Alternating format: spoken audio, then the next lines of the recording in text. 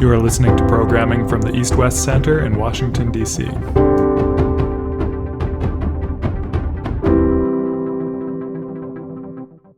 Well, good morning, everyone, and good morning to those who are joining us, or good evening, who are joining us online on the live stream YouTube. We're delighted to welcome you today to a seminar on the role of the U.S. and the international community in redressing the Rohingya crisis. Many of you are well aware of the extraordinarily difficult and horrible events in Myanmar over the last year, including the coup and the protests and the violence, and an ongoing issue well beyond the immediate crisis post-coup is the condition and the situation of the Rohingya peoples, both in Myanmar and outside of Myanmar. And we have with us one of our Asia Studies visiting fellows, Dr. Nasir Uddin, who is a professor of anthropology at the University of Chittagong, has been here for the last few months working on the subject of Rohingya and how the international community can address the crisis. And we've been delighted to have Nasir. He's been a terrific colleague, a great interlocutor, and he's used his time here for the first time in Washington with us at the East-West Center to do a series of interviews, to meet government officials, to meet experts, including some such as Steve Ross and former ambassador to Myanmar, Scott Marciel, who are joining us for the program as discussants today, to get a better handle on a Washington perception of this issue that would inform his larger work on human rights and the Rohingya situation. So we're delighted to welcome you, and we'll take the next hour first to have Nasir give us a PowerPoint presentation of his perspective. He'll shortly follow that up with two publications, and we're looking forward to those, Nasir. He's finished one, in fact, and it's just going through the editing and formatting process, so we'll have that for our viewers and our interested parties soon. And we're also joined today by Steve Ross as a discussant, Senior Advisor and Program Director at the Richardson Center for Global Engagement. Steve, thank you for joining us today. I know that you've worked on this issue for a long time. You've been posted in Myanmar for a couple of years, so you really have both on the ground as well as the ongoing work that you're doing. And the second discussant is Ambassador Scott Marciel, who's currently a fellow at the Shorenstein Asia Pacific Research Center at Stanford University. As I mentioned, he's our former U.S. ambassador to Myanmar, has remarkable innings in Southeast Asia, and of course is an expert on all things Myanmar. He joins us a little early in the morning from the West Coast, but thank you, Scott, for taking the time to join us as well today.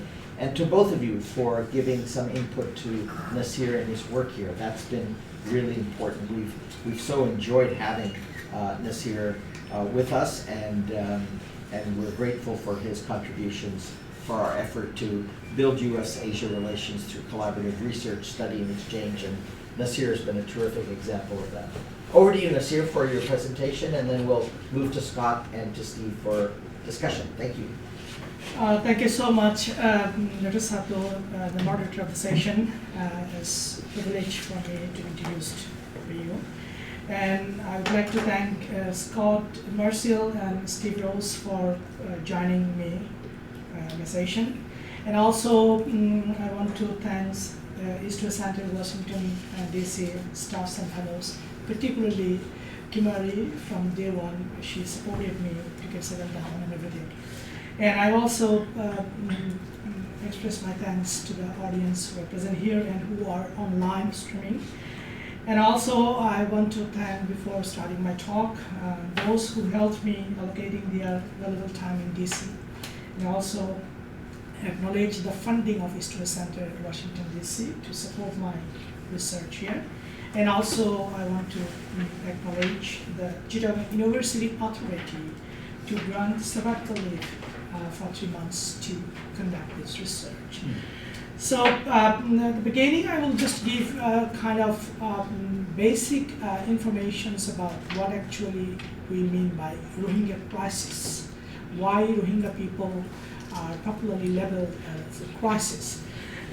The beginning, when I actually present any research findings on my ongoing work, I do not actually feel in a way that it's something that's just I did go to field and visit it for a couple of months and come back to and took notes and come back and just write down something and just I present before the audience. This is actually my lifelong experience of an engagement. That's what I find out here. Like research engagement of the Rohingya people for more than 2 decades is a long time. And long-term ethnography field work, I'm a typical orthodox anthropologist, ethnographer. So I live with them for a long time. I just try to understand their perspective from their point of view. This is a very typical ethnography work. And I also did a long time archival research on particularly British colonial records and even pre-colonial records. And also I have experience of doing research on diaspora Rohingya activists who was living in Canada, in Germany, Malaysia, and even in Wisconsin, Kitchener. So there are many areas. So this is another one. And also one important point is living in close proximity to the Rohingya people from my childhood because I was born in Cox's Bazar. And I was brought up with actually evolving issues of the Rohingya crisis. So this also helped me understand the Rohingya crisis. And other one I would definitely say, I have published extensively on the Rohingya people. A couple of books like here, I'm giving some, the Rohingya that ethnography is very catchy ethnography of Rohingya people. It's published by Oxford University Press. This Voice of the Rohingya people. I recorded almost 500 traumatized narratives just following the genocidal attack in 2017, and I just compiled The Voice of the Rohingya People is published by Macmillan USA. Also I published The To Horse or To Her, that was published in 2012 when there was a huge influx took place in the border in Bangladesh and Myanmar. And the Rohingya crisis, that's the latest publications is the kind of edited volumes. I wrote extensively on the Rohingya people and published. And also some Bengali books because there's little access of Bangladeshi people, Bengali speaking people to this publication. That's why I had to write some books on. So this is the kind of informations and the basic information about the Rohingya people. There are ethnic groups in Myanmar and in DC, everybody called Burma. So and I'm talking about Rohingya people. They are living. So these are the kind of basic informations about who are Rohingya. There's a lot of debate about Rohingya ethnicity, identity, and their settlement in Arakan state. So this is simply some information that I was giving you because my talk is not about their identity. So this is Myanmar map where Rohingya people actually live. This is the Rakhine state, and Butidang, Rathidang, and Mongdo, Rakio. These are the areas where Rohingya people are living. In Bangladesh, this is how they became stateless and refugees. There's a long history following decolonization in 1948, then 1962, the military took over state power, and the following the adoptions of this citizenship law in 1982. So there's a long history. I would be happy to respond to the questions. So this is actually Bangladesh where Rohingya people, Rohingya camps, refugee camps. Before 2017, there are 2 official camps. One is called Kutupalong in Ukia, other one is Nayapara camp in Teknaf. There's 2 official camps and 2 makeshift camps. But after 2017, there are 34 actually temporary refugee camps. So these are the information of influx. There are 5 major influx. The first influx started in 1978. The second one, 1991 and 1992. And after these two massive influx, there was a kind of repatriation attempt at that time. Some 360,000 Rohingya were repatriated, but they again came back to Bangladesh in many ways. So now, almost Bangladesh hosting 1.3 million Rohingya refugees in Ukia and Teknaf, and which is considered the largest refugee camps in the world right now. So this is the refugee camps in Ukia and Teknaf, particularly Ukia, Kutupalong, and Balukhali. These are big refugee camps. So this is the kind of basic informations. And the Rohingya crisis, I'm giving some basic photographic informations following 2017, how Rohingya crisis actually took severe shape. So this is a fundamental information based on 4 records. One is the UN Independent Facts-Finding Missions report. Second one in the United States Holocaust Memorial Museum, and the third one is 41st report and U.S. Department of State on genocide, crime against humanity, and the cleansing of Rohingya in Burma. So based on 4 documents, U.S. actually adopted the declared declared that Rohingya Genocide Determination Act 2021 based on these 4 documents. Based on these 4 documents, you can see that in 2017, the genocidal attack actually drive out almost 740,000 people to Bangladesh, and this genocide at the time, almost 10,000 people were killed in 2 months, and almost 1,900 girls and women were raped, and majority were gang raped, and it destroyed almost 400 villages, completely, partially destroyed, and only people in Bangladesh received almost 50,000 people at the time. So before showing the photographs, I just made some disclaimer, because this is a photograph is very touchy and very disturbing photographs. The photographs used here were public, as previously published in different leading media outlets. However, the ways the photographs present the Rohingyas as if they are further dehumanized. But I have used here in support of understanding their extremely vulnerable situation, what I call subhuman life. That's the theory I actually formulated, the subhuman life that's published by Oxford University. So this is a village burning. After burning, these are the dotted, all the villages were actually destroyed. And based on Al Jazeera, BBC, Amnesty International, Human Rights Watch, almost 60% of Rohingya settlements were completely burned down. So this is the villages. It's completely burned down. Just to give you kind of feel what actually the situation of Rohingyas at the time.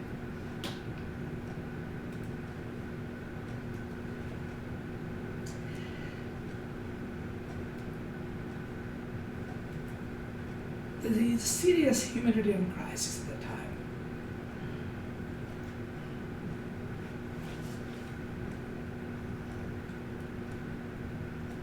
And this is a very important photograph.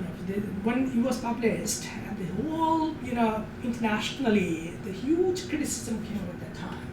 And it became the cover page of Time magazine at the time, Myanmar's shame. So this is what happened. And I was actually at the time the borderland between Bangladesh and Myanmar to see what what's happened at the time.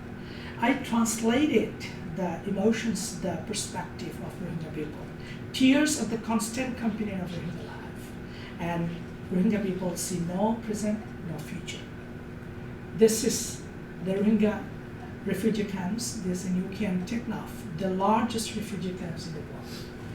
So this is the basic information. So what's happened in the last 5 years? I'm just maintaining time. I'll give just 20-25 minutes, then I will be happy to respond to the questions. So what happened during the last 5 years from 2017 to today? So this is what's happened in 5 years. 2 repatriation attempts before the military coup. It was failed because a lot of reasons. I will talk about it a bit later. The military coup in February 2021 made the future of the Rohingya more uncertain. The military junta does not want to bring them back anymore. The ongoing battle between Burmese military and Arakan army in Rakhine state makes the situation more unstable. Rohingya refugees do not feel safe returning to Rakhine state, and Bangladesh doesn't want to host them anymore, and the host community is becoming intolerant gradually. This is happening on the ground. I'll talk about it later. And Bangladesh doesn't want to see the Bhashanchar project. Bangladesh actually to unload this massive refugee presence in the locality. Bangladesh initiated a kind of relocation program, and Bangladesh built a kind of refugee settlement in a very isolated island. But it didn't work finally. Almost 100,000 people were supposed to relocate there. Until today, around 18,000 Rohingya willing to, there are a lot of criticism about it, and Steve wrote about it. And then the resistance of regional insurgents group in different, in Burma, different frontier areas of Burma, and PDS, People's Democratic Front, as well as massive civil disobedience movements led by NUG, National Unity Government, are bringing no potential hopes. Funding flow from the international community is gradually being reduced from the camp. So what will happen given the situations? What's next after 5 years? What could be the potential solutions? So based on my work, I'm just going to present my findings in DC, what I've done so far, consultation with a couple of US Senate offices directly involved in adopting the Rohingya Genocide Determination Act 2021 actually in the US Parliament, interviewing former US diplomats to Myanmar, including Scott Marcial, and dialogue with policy analysts working with leading think tank based in DC and other areas like Steve Rose also and Paul is here, and discussion with journalists working on and from Myanmar, particularly working with the BBC, Voice of America and other leading Washington Post journalists, and experts, academics, and research on Myanmar, Bangladesh, and Rohingya, and intensive reading of the policy papers written on so far the roles of the US and international community on Myanmar and Bangladesh and Rohingya issues. So this is how actually I have done so far in DC. So just I want to conclude saying the findings of my presented me read out, particularly when you talk about international community, what does international community mean? Actually, there is no forum or body as such as international community. And I interviewed many people and I tried to understand what does international community mean.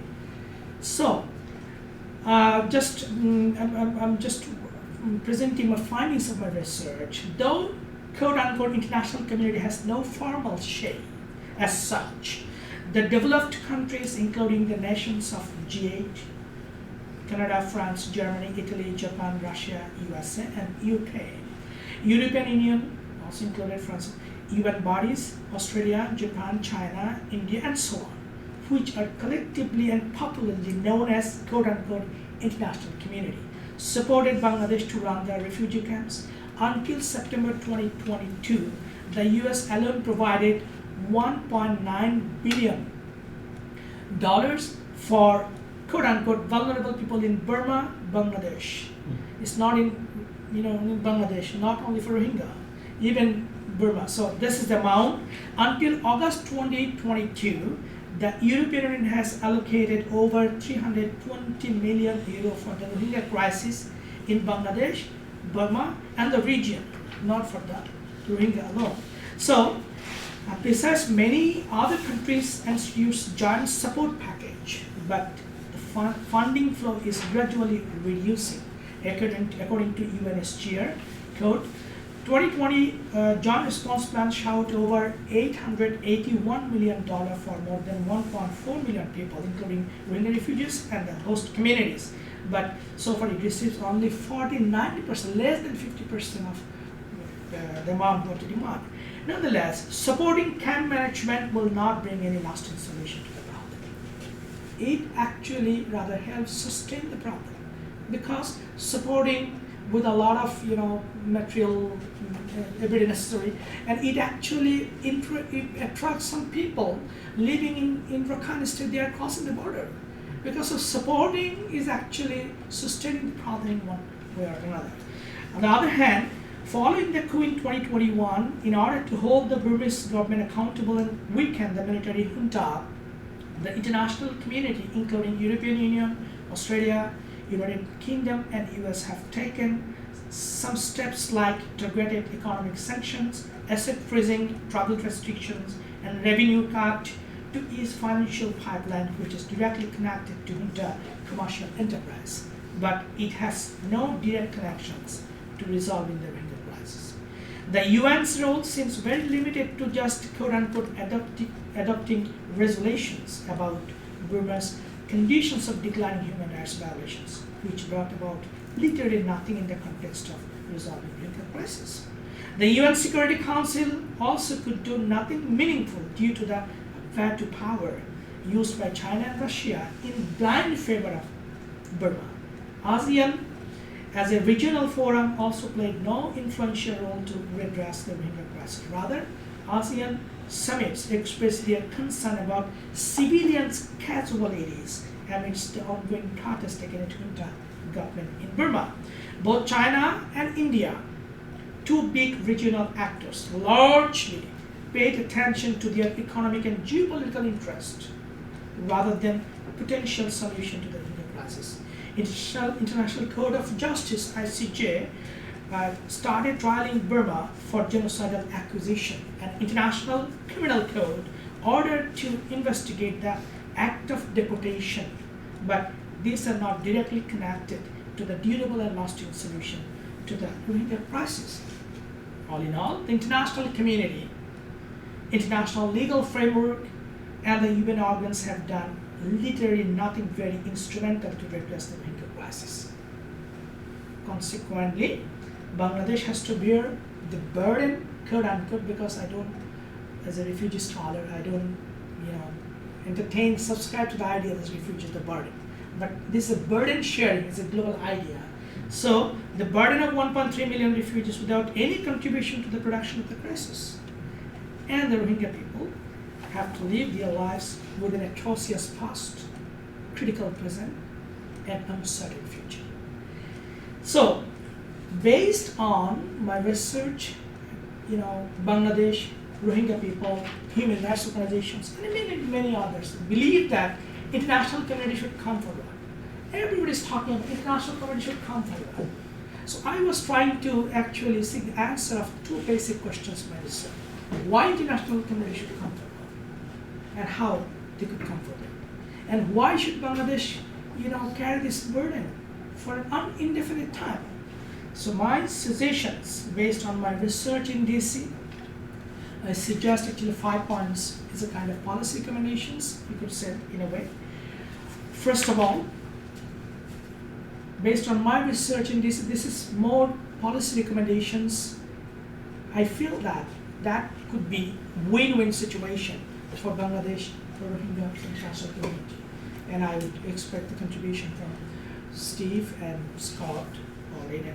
Okay, I suggest number one, US and international community should keep supporting for the restoration of democracy in Burma, for the reestablishment of a civilian government in power, keeping in mind that the new government will make space for Rohingya in the democratic system of Burma with their legal recognitions and social safety. Number two, US and the international community should immediately resume third country resettlement program to provide asylums to some Rohingya refugees in the countries of EU, Canada, Australia, Netherlands, New Zealand, UK, USA to share the demographic burden with Bangladesh. And the third country resettlement program started in 2006 and it ended in 2010 at that time. Actually, Canada, New Zealand, UK, Ireland, Norway, Sweden, United States, and UK, they received around 2,000 Rohingya, but it was stopped in 2010. I think it should be resumed because 1.3 million is a huge refugee situation. So resettlement program could be started. That's the second recommendation. Third one, Rohingya refugees themselves should take some responsibility to stop their infights, intergroup conflicts, pull themselves out of all forms of illegal activities, stop committing crimes, and form a collective, peacefully and democratically to build dialogue with the state and non-state actors as representative of the Rohingya people. And many of you might know that the Muhibullah was assassinated at the time. So they do not have any formal body, any representative, any organized political voice. So that's also important. And also there are many Rohingya people are involved in infights. They are killing each other. They should stop it. I recommend. Fourth and fifth, I think these are two fundamental findings of my research in DC. Fourth, the international community could come up with a big package deal for Bangladesh in the forms of providing more scholarship for Bangladeshi students for higher studies, creating more scopes for labor migrants to Europe, UK, and USA, facilitating immigration policies for Bangladeshis to Western countries, lifting export-import trade barriers, expediting foreign direct investment to Bangladesh, providing more facilities to ready-made garment sector, and increasing international aids to compensate the cost of hosting Rohingya refugees in its land. Somehow Bangladesh should be compensated.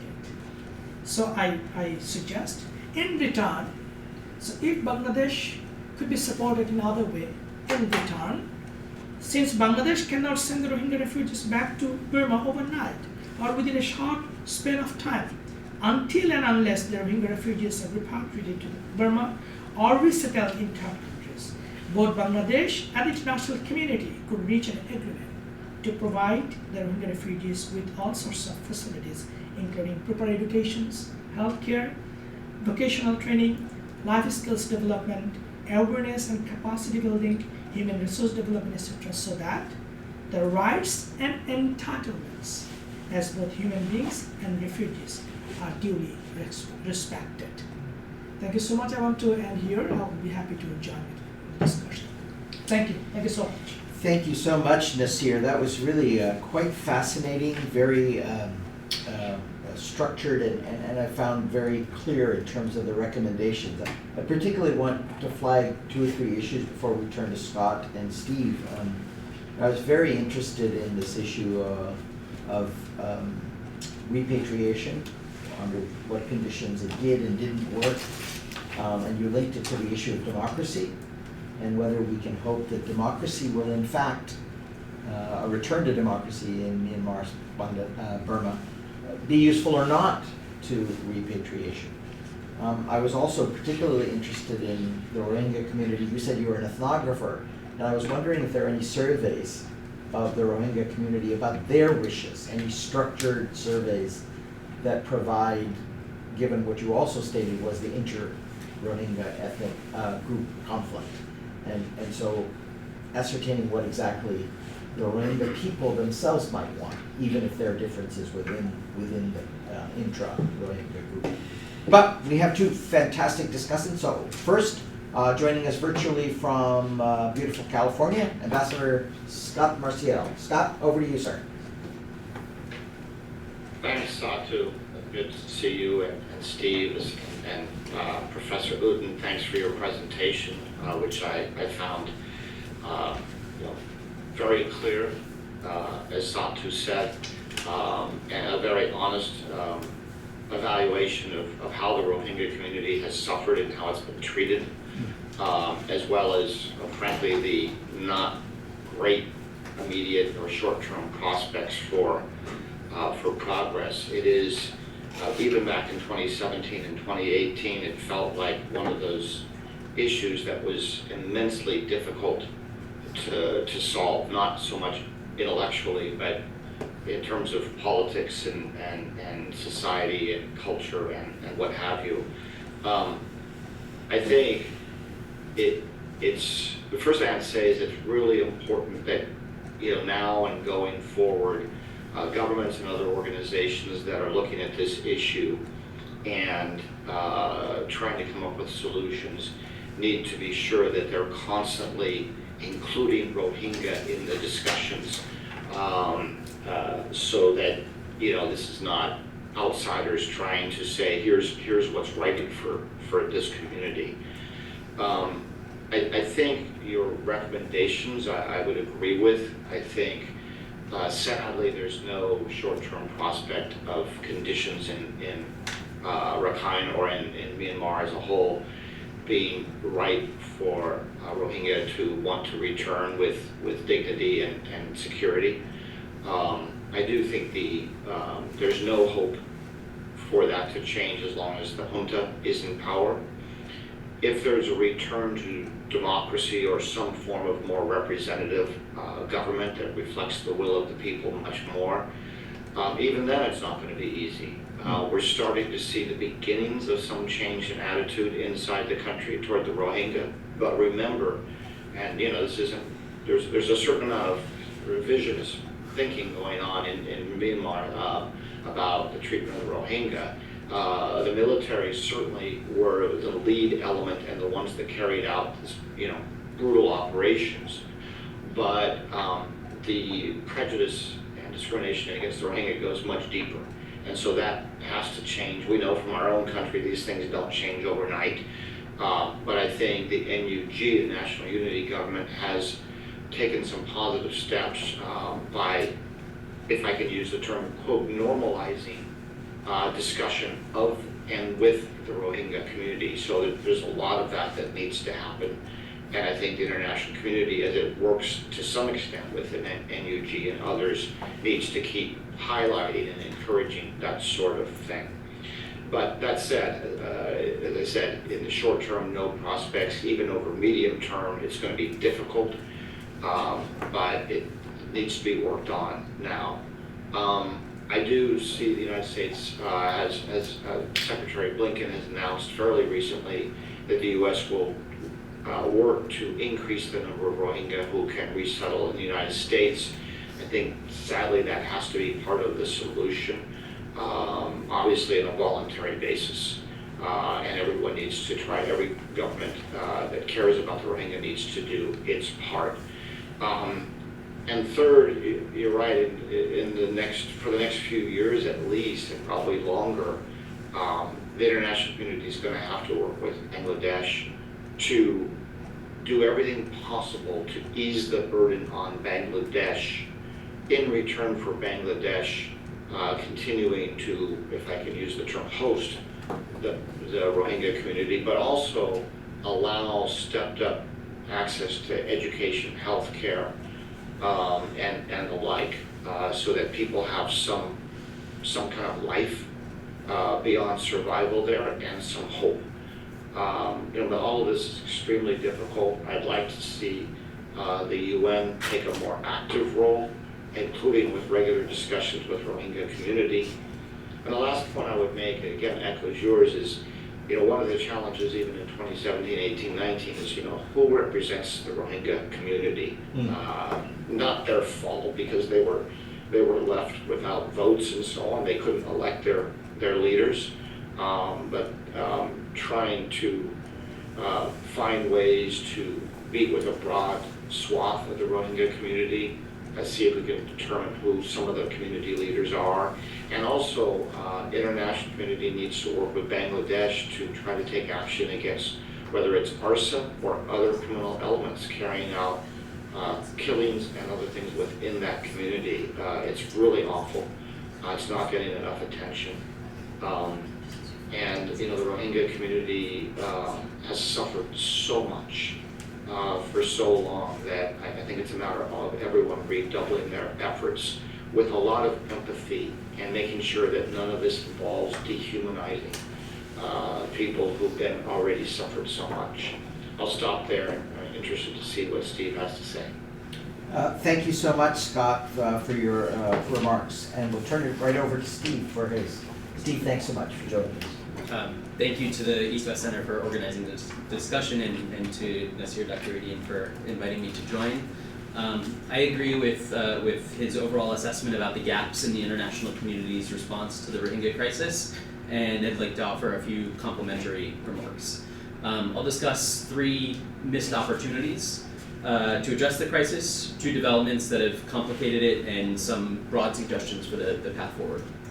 First, the missed opportunities, particularly with respect to the U.S. In the immediate aftermath of the crisis, there was a leadership vacuum within the international community. No country or countries really stepped up to put together the package deal that Nasir mentioned, and Bangladesh, not very far removed from the influx, was not prepared to accept such a deal, believing that near-term repatriation was still possible based on the experience in the 1970s and the 1990s. At the same time, there was both attention and resources now, which are very much in short supply. Second, a second missed opportunity was the genocide determination that the U.S. made in March. That should have prompted a significant shift in other policy to support the Rohingya. In reality, very little has changed in the U.S. approach, besides a small contribution to the international independent investigative mechanism for Myanmar, The U.S. has continued, as Nasir said, to be the largest provider of humanitarian assistance to Bangladesh, has made some symbolic supports and commitments to support a referral to the International Criminal Court, and last week did actually open up a resettlement process for a small number of Rohingya to go from Bangladesh to the U.S. But short of that, the U.S. has not led an effort to help the Rohingya walk the path out of genocide, as Secretary Blinken put it when he made the determination in March. Third missed opportunity is the Burma Act. We're on the cusp of the U.S. Congress passing the Burma Act as an amendment to the National Defense Authorization Act. Earlier iterations of the bill included substantive findings and policy statements related to the Rohingya, as well as authorizations of humanitarian and other forms of support to Rohingya communities. Those have been almost completely stripped away from the bill that is likely to pass, though it does provide for an unspecified amount of funding to support the pro-democracy movement and reconciliation in Myanmar without providing a specific dollar amount. In addition to missed opportunities, I want to highlight two things that both Ambassador Marcial and Dr. Uddin have referenced in terms of complicating the process of resolving or addressing the crisis. First is obviously the attempted coup by the military in Myanmar that's placed nominally in power the very authorities that are responsible for atrocities against the Rohingya. The military, for example, has recriminalized travel of Rohingya within the borders of Myanmar, and since the coup, some 3,000 Rohingya have been arrested and jailed just for moving within their own country or sometimes even within their own state. And that's something that had been decriminalized under the National League for Democracy government. Though Rohingya have tempered their demands to return to Myanmar, I don't think we should expect the military to give any meaningful concessions which would enable return. The coup has also captured the attention of the international community in a way that I think many, both within Myanmar and within the international community, view the resolution of the Rohingya crisis as coming only after democracy is restored to Myanmar or the military is no longer in power, when I think very strongly that those two things need to be addressed simultaneously. A second complicating factor is the renewed conflict in Rakhine. Between July and November, conflict resumed between the Arakan Army and the Myanmar military in many of the areas that Rohingya would return to. There is a humanitarian pause that's been in place for a couple of weeks now, but the underlying conflict dynamics remain the same, and I think it's likely a matter of when, not if, conflict resumes. And that has bred Rohingya mistrust of both the military and the Arakan Army, and given in particular the power of the Arakan Army and the control that it has over territory within Rakhine, they are going to be a critical stakeholder to any future repatriation process.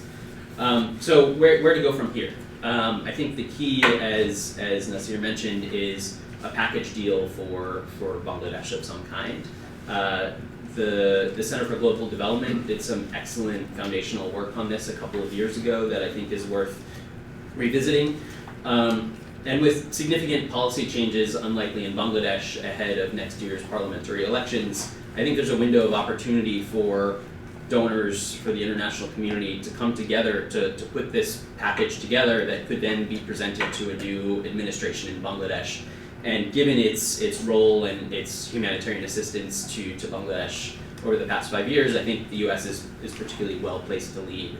And finally, and this is something that Ambassador Marcial referenced as well, to complement the responsibility that Rohingya take for the crime and security situation in the camps, that needs to be matched with opportunity. Improve security in the camps, which really is a critical issue that as Ambassador Marcial said, is not getting enough attention. A seat at the negotiating table and at a leadership level in the humanitarian response, support and space for Rohingya civil society, and education and skills building. All of these are required both to sustain the Rohingya response in Bangladesh and to enable a sustainable return to Myanmar in the future. Thanks, and look forward to the rest of the discussion. Steve, thanks so much. I'm, as an outsider to this issue, very interested in how many overlaps there are in your, I'm sorry to say, rather bleak assessment of a stabilization and a return, and the emphasis on sort of Bangladesh as the, at least the near and midterm future for handling the situation, quite apart from other details, but sort of this spectrum where there's not going to be a safe return anytime soon, and what do we do about the Rohingya situation in Bangladesh? So open it up to questions. I know there are YouTube viewers, and if you can get us your questions, I know Kimmery Lynch will, our coordinator for programs, will forward those to me. In the meantime, if there are any questions from the floor for those who are in the room. But let me start with a couple of things in that framing. One is Bangladesh has had these changes of government between the BNP and the Awami League. And Steve referenced the upcoming election. So I guess one of the questions is, what is the consensus in Bangladesh? Apart from needing assistance with relieving the burden, what is the political dispensation in Bangladesh, society, politics, civil society, for this continued hosting and the role of Bangladesh in this extraordinary effort for 1.3 million? And the second thing that really caught my attention in your remarks this year was diaspora. And I was thinking, when you mentioned your work with the diaspora communities, in previous conflict areas that I've watched, I'm not suggesting that they're in any way similar or comparable. I'm simply thinking of diaspora communities in conflicts such as this, or situations such as this. I think of the Sri Lankan Tamils in the Tamil Sri Lankan Civil War. I thought of the diasporic Sikh community in the Punjab insurgency that went on in the 80s. What is the role of the diasporic community in this? Do they provide in these other two conflicts? They play very important roles in numerous ways. And so I'm just wondering what the Rohingya diasporic community is playing. And I was intrigued by your numbers. You said that until 2010, Rohingya resettlement occurred in third countries. But if I caught the number right, it was 2,000, which in the scale of the issue is, and if anything, from 2010 to 2022, I don't see the international outlook for accepting migrants as more open. I see it rather as less open. So I just wondered how this plays into your two calculations. Let me lead with those questions, and then we can get Scott and Steve in and others to join us. Please. So, just to give you a very quick answer, first of all, there's the political consensus about the issue in Bangladesh. Actually, when the Rohingya crisis started for Bangladesh in 1978, at that time it was very positive among the people. People were receiving very warmly and a kind of sense of fraternity at the time. But over the decades, over the years, actually the situation has been declined gradually. But after 2017, it's a massive presence of the Rohingya people. Mm-hmm. It has created a lot of problems in the locality.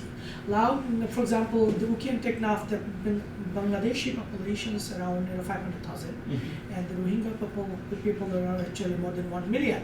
So the local people, they have become demographically minority within their locality, and so there's a kind of entire Rohingya sentiment is now growingly visible at least. And also 5 years over after 2017.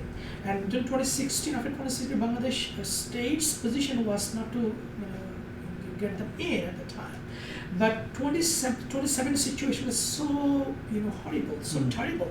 And I was in the border, I saw that people, the pregnant women coming, bleeding people, the wounded people, hands cut. So the situation was so terrible at the time. Bangladesh actually opened the border. But after that, this international community is coming, they are providing supports, but nobody's taking the responsibility. So your first questions, the repatriation attempt at the time, the first one, it was on the 15th of November 2018, and the second attempt was made on 22nd of August 2019. But it failed because actually Myanmar was not willing to really bring them back. And our international community was also, against this kind of repatriation because the Rakhine situation was not changed a lot at that time.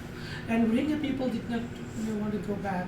So considering everything in Bangladesh, public perception has been actually negatively changed. People are, kind of thinking that. And also, in my talk, I informed that international support is also gradually declining. What they need, they receive less than 50%. And Bangladesh government actually, they have to spend money from people's, taxpayers' money. So general people's sentiment almost similarly. And the political level, Awami League and BNP always, they are trying to outsmart each other always. And BNP is also, trying to make it, to represent it in a way that the Awami League government has actually invited this crisis. So this is the kind of political level. Because an academic, what I want to say, I also feel that if we talk about the whole issue from the Rohingya perspective, was there actually, what's their fault? This is not a pleasant trip to come to other country. So they are the victims of the systems. They are the victims of the state, structure. So, and from Bangladesh perspective, why Bangladesh should, bear the burden, quote unquote. So international community, that's the point where international community should come forward. And the second point, you wanted to know that the Rohingya perspective, Rohingya perceptions. Actually, I met many people, hundreds of people, and I interviewed many people for years. And majority, I got a feeling that a majority Rohingya people, they actually want to go back to their homeland, Rakhine State. But in summary, there are three conditions they feel that. One is their legal recognitions, citizenship. That's what actually Kofi Annan's recommendations were. So they're Myanmar, Burmese citizenship. Yes, citizenship, legal recognitions, and the social safety. Their safety should be ensured first, and also kind of human dignity. They have been treated. They have been drilled to it for long years. They are less than human being. So that's their perspective. They want to go back. Third one, actually, finally, there's the diaspora. I met some diaspora Rohingya. They are very active. They're very active in mobilizing in global opinion, and also they're very active in social media and networking.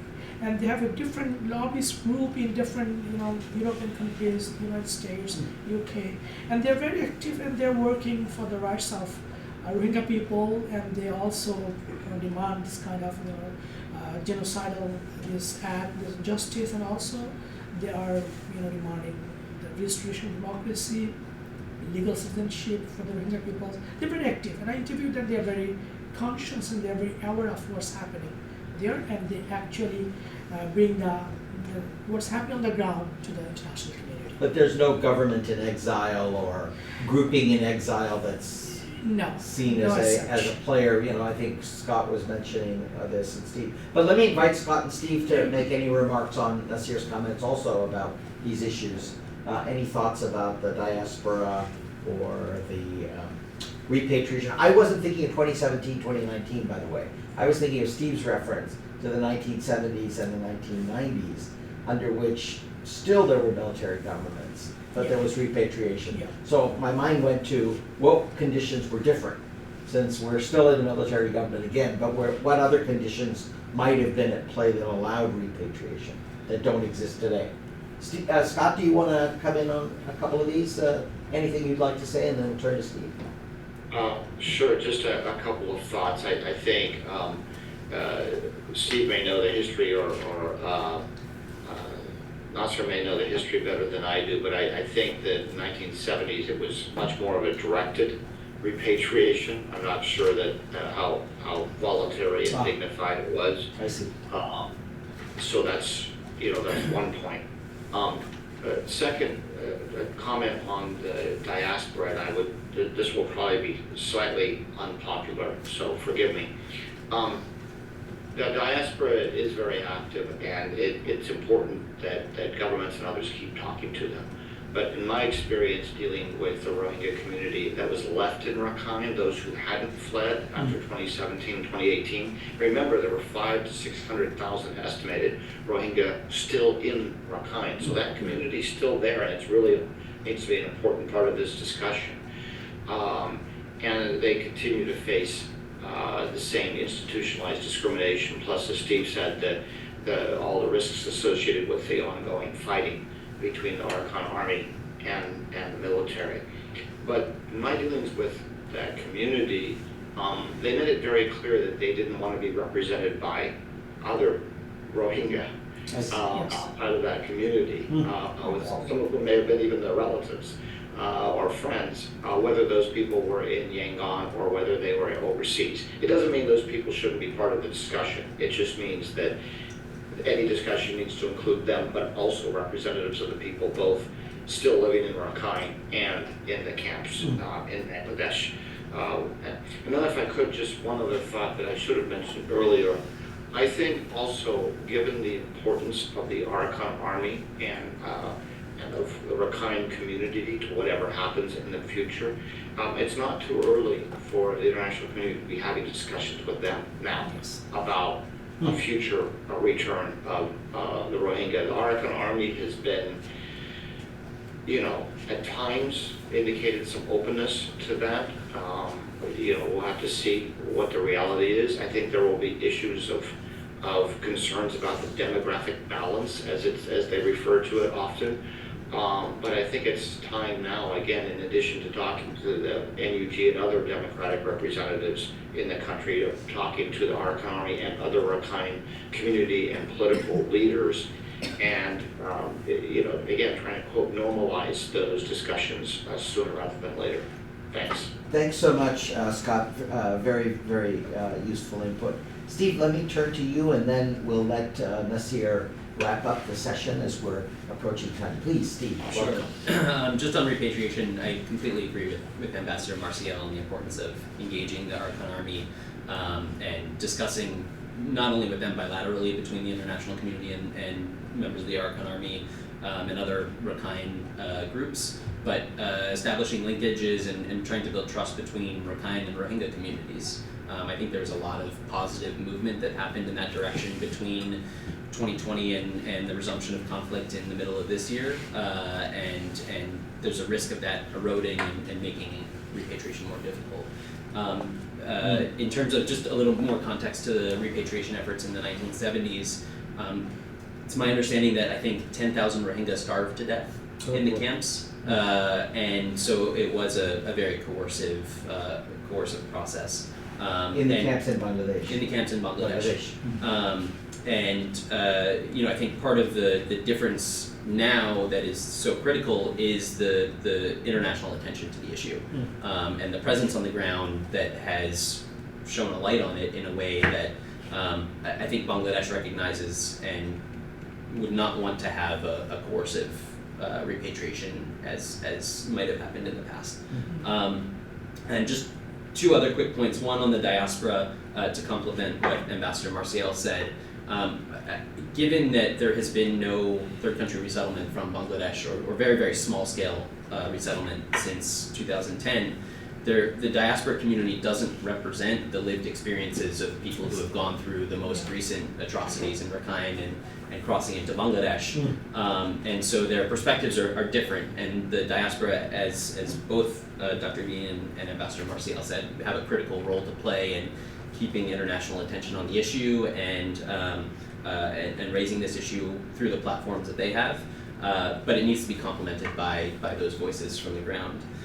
Lastly, with elections in Bangladesh, I think sort of the best case scenario is that the elections are enough of a distraction that it doesn't lead to a further deterioration of the situation in Cox's Bazar and the dynamics between local Bangladeshi communities and Rohingya refugees.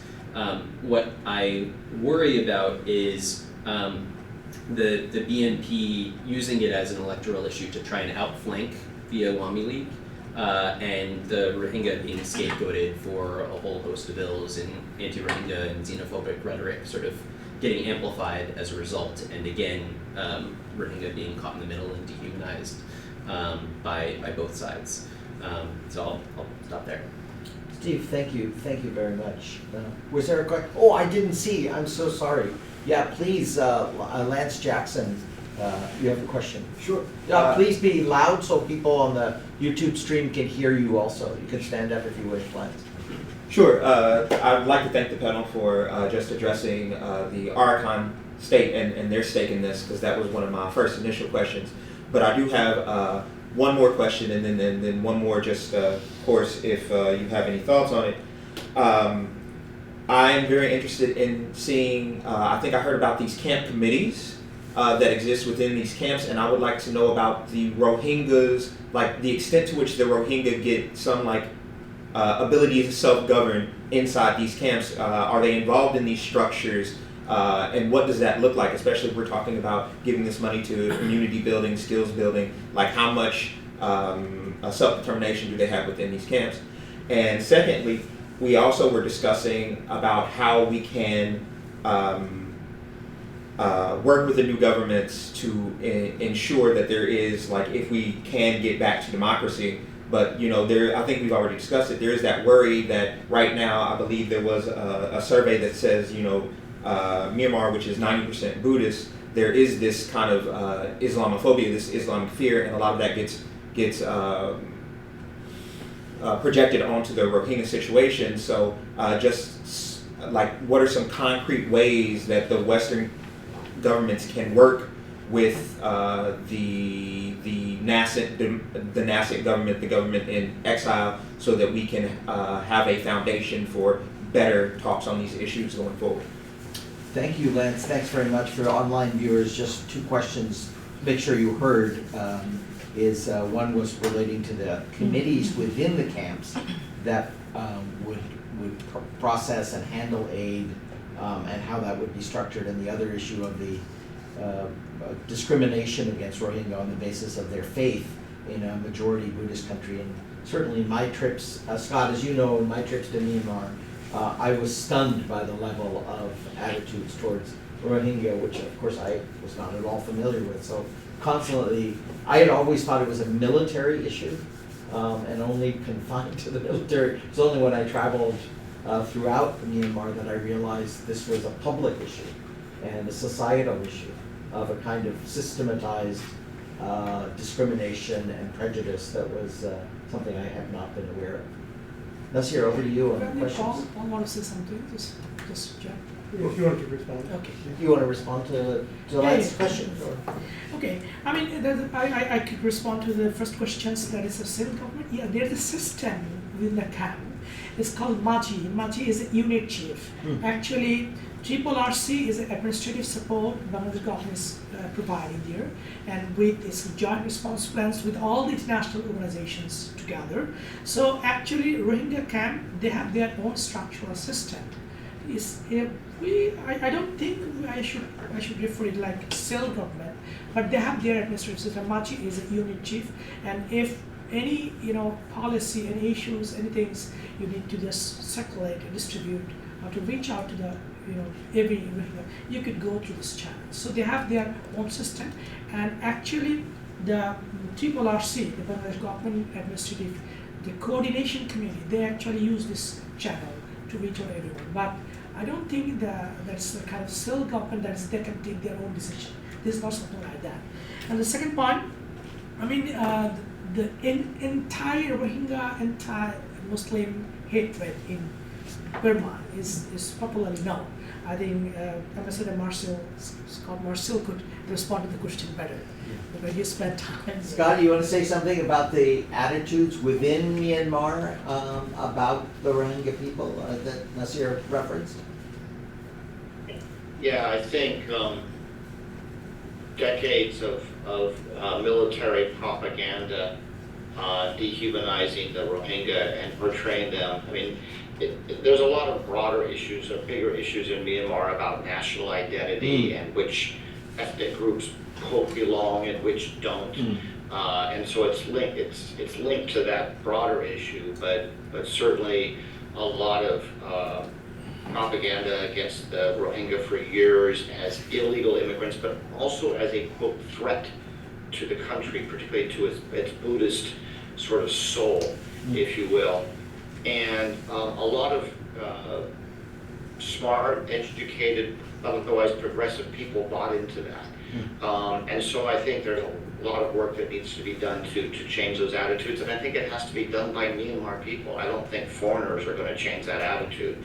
So that's why it's really important that the NUG government has been speaking out on this, and particularly Minister for Human Rights, Aung Myo Myint, who was one of the very few people speaking out on behalf of the Rohingya inside of Myanmar back in 2017.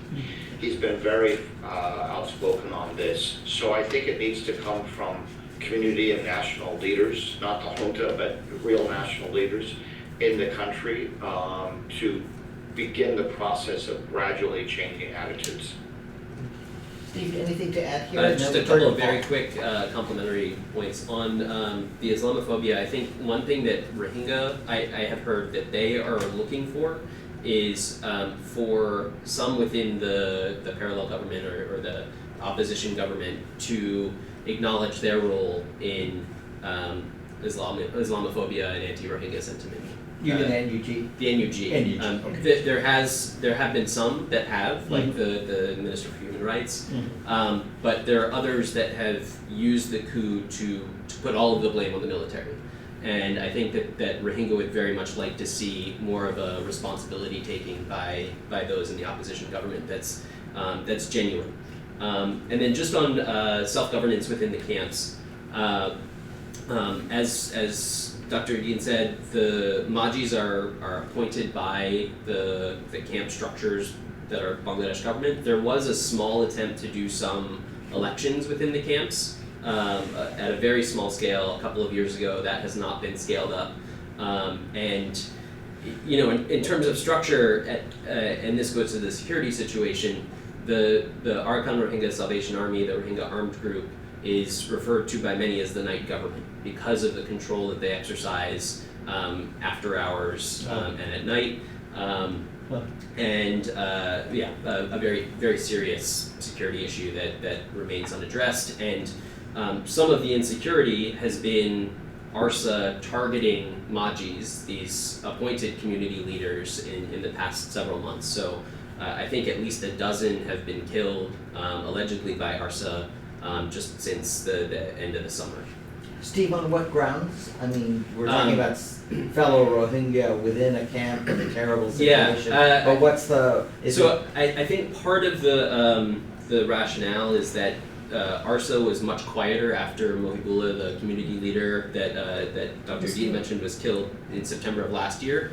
And ARSA moved back to the border areas and out of the camps during that time. I see. But the resumption of conflict between the Arakan Army and the military in Rakhine in July and August pushed ARSA back into the camps in an effort to re-exert control.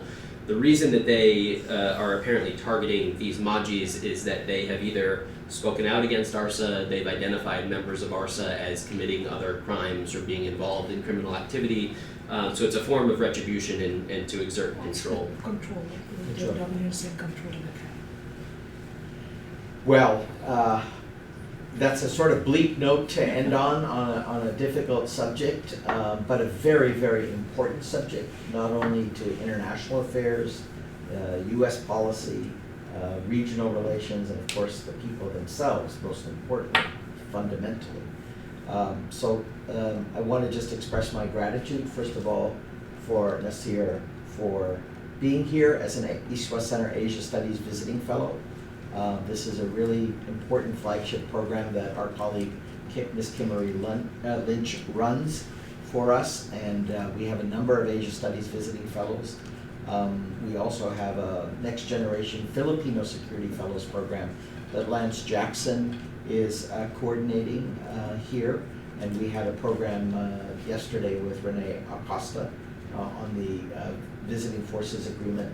And I'm particularly grateful that Ambassador Scott Marcial with his extraordinary experience as a practitioner, but time in Myanmar, serving as our U.S. ambassador there, and Steve Ross, who also has this terrifically deep understanding, both analytical but also practical of living and working in Myanmar. So just a terrific panel. We'll put the full recording up on our website so people can access it later, and those who weren't able to view it. But this is the last program of this calendar year for us here at the East-West Center in Washington. And so I just want to take the opportunity for our online viewers, but also those of us who are in the room, to say wishing you and your families the best for the holidays and for a very safe and prosperous and enjoyable New Year. Thank you for joining us, and good day from the East-West Center. Thank you.